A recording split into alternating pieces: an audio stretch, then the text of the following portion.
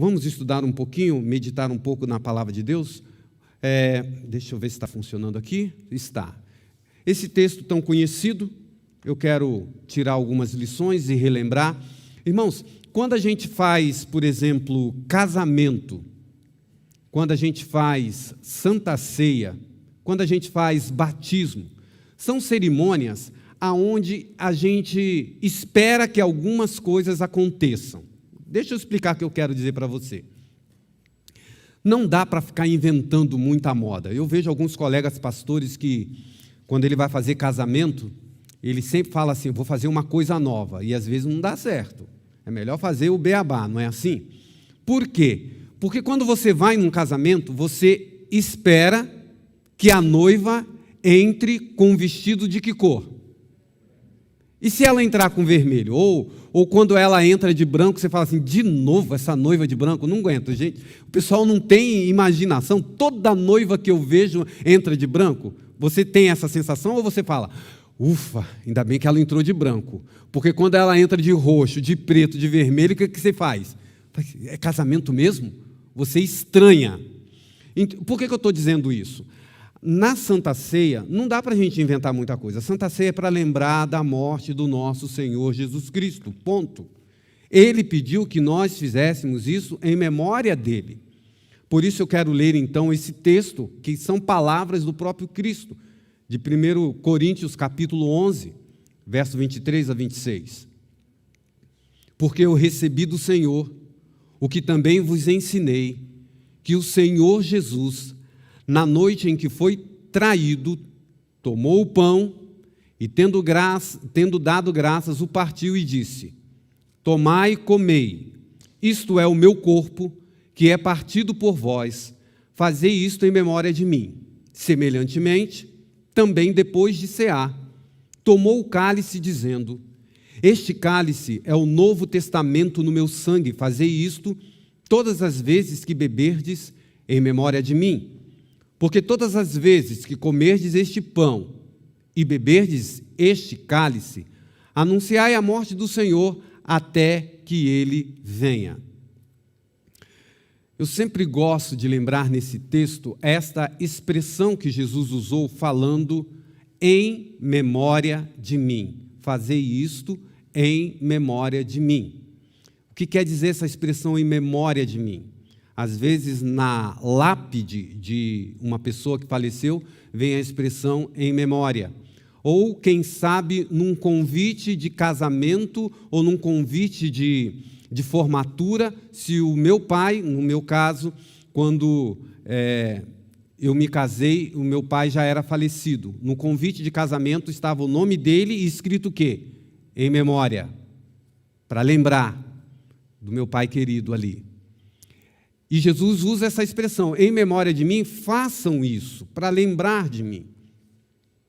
Sabe, irmãos, nós temos uma memória de lembrança muito específica. Você já sentiu algum cheiro que faz você rememorar alguma coisa da tua infância? Você já sentiu algum gosto que você fala, nossa, é o sabor da comida da minha mãe, da minha avó? Às vezes, eu não sei se você já percebeu isso, mas as pessoas idosas, elas acabam tendo um cheiro característico. Você já percebeu isso? E às vezes, quando eu abraço algumas pessoas idosas, eu lembro do meu avô, porque quando eu tinha a idade de 12, 13 anos, ele morava do lado da escola onde eu estudava, onde eu fiz o fundamental, né, de 5ª a 8ª série, antigamente, do 6º ao 9º ano hoje. E eu saía da escola e ia na casa do meu avô. Ele morava sozinho, era separado da minha avó, e ele morava lá sozinho, e eu passava lá, e às vezes eu sinto o cheiro. Hoje de manhã eu tomei um chá, e eu lembrei do meu avô, porque era o cheiro do chá que ele me dava. E era o gosto ali, a memória. E tem algumas coisas que você lembra pelo cheiro, você lembra pela visão também, né? Coisas boas e coisas ruins. Eu mesmo, trabalhando com essa questão de terapia familiar, a gente fala muito sobre traumas. E eu já li e já também atendi, por exemplo, eu lembro de uma irmã que a gente ajudou, encaminhou para fazer terapia, que ela tinha um problema muito sério, ela estava a ponto de se separar. Porque toda vez que ela ia ter relação sexual com o esposo dela, ela lembrava do estupro do pai dela quando ela era criança. E o casamento dela estava acabando. Memória. Quando ela era tocada, ela lembrava do estupro. Olha que coisa terrível. Mas ela foi fazer tratamento e, graças a Deus, a gente, com um milagre que o Senhor fez, aquele casamento foi salvo. E com a ajuda dos profissionais também. E quando a gente vai à Bíblia, eu fico lembrando daquele texto tão conhecido de Eclesiastes, capítulo 11, que fala: lembra-te do teu Criador nos dias da tua mocidade. Lembrar de quem? Do Criador. Quando? Nos dias da tua mocidade. E Deus é o nosso Criador, e lá no livro de Êxodo, no capítulo 20, tão conhecido nosso, ele também fala que a gente deveria se lembrar de que dia da semana? Lembra-te do dia do sábado. Irmãos, você consegue lembrar de alguma coisa que você nunca vivenciou? Explico. Vamos supor que você fala assim: nossa, eu tenho uma vontade muito grande de viajar e conhecer os Estados Unidos, a Itália, França, Paris, mas você nunca foi. Seria lógico, você que nunca foi em nenhum desses lugares que você tem vontade de ir, virar e falar assim: nossa, eu me lembrei de Paris, dos momentos que eu passei lá, mas você nunca foi lá. A gente só lembra de algo que a gente já passou por aquilo. Nesse sentido específico, eu queria que você pensasse assim: quando Deus falou, lembra-te do dia do sábado, Ele não estava instituindo o sábado naquele momento, porque o sábado já existia e o povo tinha o quê? Esquecido. Ele falou assim: vocês precisam lembrar novamente do dia que eu separei, antes do Monte Sinai, antes dele escrever nas tábuas de pedra, o povo de Israel já, lá no Éden, Deus já tinha instituído o sábado. Vocês esqueceram e vocês precisam lembrar. A Santa Ceia, de certa forma, também é um momento que a gente repete ao longo de toda a nossa vida cristã. Vou fazer uma pergunta para você que está em casa e para os meus irmãos que estão aqui. Quantas Santas Ceias você já tomou? Tem alguém aqui nesta manhã, ou aí em casa, que você que vai tomar à tarde e você que vai tomar daqui a pouco comigo aqui, aqui na igreja, tem alguém aqui que está tomando a ceia pela primeira vez? Olha, tem um. Primeira vez. Quem aqui tomou mais de uma vez a ceia na sua vida? A maioria. Você sabe quantas vezes você tomou ceia na sua vida? Várias, não foi? Mas a gente na ceia tem que lembrar: Jesus, faça isso em memória de mim. E ele ainda determinou nesse texto de Coríntios o quê? O tempo, por quanto tempo a gente deveria fazer a Santa Ceia. Por quanto tempo a gente deveria fazer a Santa Ceia? Até que eu venha. Eu gosto sempre de lembrar um detalhe, irmãos, que parece... às vezes nós, na igreja adventista, a gente tem alguns costumes de dizer assim, por exemplo: se eu não ver você mais, a gente se encontra debaixo da árvore da vida. Vai estar congestionada, né? Eu já marquei outro lugar, porque na árvore da vida vai estar cheio, todo mundo vai estar lá. Uma outra coisa que eu vejo assim no nosso linguajar, que a gente precisa às vezes tomar atenção, é dizer assim: olha, Santa Ceia, a gente lava os pés um do outro, às vezes lava de um irmão, aí tem uma hora de cumprimentar o outro, né? E alguns têm algumas frases prontas para essa ocasião. Eu já ouvi gente falar assim: olha, que Deus te proteja, te mantenha na fé, e a gente tome junto, lá no céu, esta ceia junto com o Senhor. Mas eu queria dizer para você, não quero te decepcionar não, mas no céu não vai ter Santa Ceia não. Vocês sabiam disso, que no céu não vai ter Santa Ceia? Por quê? Porque no céu, tudo que a ceia representa estará diante de nós, que é o próprio Cristo. Porque no texto ele diz assim: faça isso até o dia que eu vier. Quando eu vier, o antítipo, estiver ali a gente diante do tipo, porque isso aqui está representando o corpo, a pessoa de Cristo, e nós estaremos diante dele, não precisa mais disso. Isso aqui é para lembrar de Cristo. Quando chegar no céu, a gente vai estar diante de Cristo.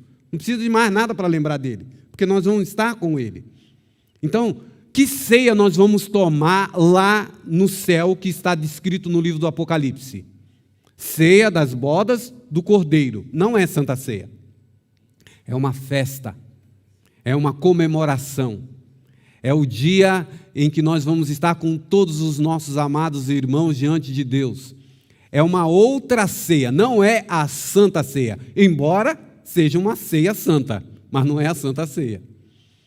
A Santa Ceia é até que eu venha. No dia que eu voltar, Jesus disse, não tem mais Santa Ceia. Porque você não vai precisar mais de lembrar de mim através desses símbolos. Eu estarei diante de você. Amém por isso, irmãos? Esse dia a gente espera ansiosamente. Eu quero fazer com vocês um exercício diante de um texto de Ellen White para a gente terminar essa nossa meditação. É um texto muito interessante que a gente precisa pensar nele. Está no Desejado de Todas as Nações. Acompanhe comigo, você que está aqui na igreja, na tela, na televisão aqui, e você que está em casa aí no seu celular, na sua TV, aonde você estiver assistindo, meu irmão. Leia comigo, olha só, o Desejado de Todas as Nações. Faria muito bem para nós passar diariamente 1 hora refletindo sobre a vida de Jesus. Lembrar de Jesus. Refletir é isso. Memória, trazer a memória. Deveríamos tomá-la por ponto e deixar que a imaginação se apodere de cada cena da vida de Jesus, mas especialmente das cenas finais. Ao meditar assim em seu grande sacrifício por nós, nossa confiança nele será mais constante, nosso amor vivificado, e seremos mais profundamente imbuídos de seu Espírito. Se queremos ser salvos, afinal, teremos de aprender ao pé da cruz a lição de arrependimento e humilhação. Mas essa parte inicial eu acho tão linda, irmãos. Faria muito bem para nós passarmos diariamente 1 hora refletindo sobre a vida de Jesus, especialmente sobre as cenas finais. E nós, na Santa Ceia, não tem uma cerimônia que nos remeta mais do que qualquer outra às cenas finais de Jesus aqui nesta terra. Eu estava hoje de manhã com a minha esposa, conversando. Eu amo demais o pastor Bulhon. Os velhinhos aqui, igual eu, vão lembrar das pregações do Bulhon. Coisa fantástica. E eu me lembro de uma série que eu passava ainda em fita VHS na igreja, 98, 99, no início do meu ministério ali, na igreja. E eu lembro, irmãos, que o pastor Bulhon fez uma série chamada As 7 Últimas Palavras de Cristo na Cruz do Calvário. As 7 últimas palavras. E cada palavra ali, ele fez um sermão maravilhoso, poderoso. E aí eu fico lembrando desse conselho de Ellen White, que eu queria que você ficasse com ele também. Jesus falou, fazei isto em memória de mim. Fazer-nos-ia bem, diariamente, tirar 1 hora das 24 que nós temos, para meditar nas cenas finais da vida de Jesus. Tudo que ele sofreu, tudo que ele passou, para me resgatar e para te resgatar. Nós somos salvos pela graça do Senhor que foi pago ali na cruz do Calvário. Ainda bem que nós temos a chance hoje de lavar os pés uns dos outros humildemente e tomar desses emblemas. Irmãos, a Santa Ceia, teologicamente, é um mini batismo. Este ano é a primeira ceia que nós estamos tendo. E da última ceia que você tomou até esta, é possível que os seus pés se empoeiraram com a poeira do pecado. E agora você não precisa se banhar de novo, você não precisa se batizar de novo.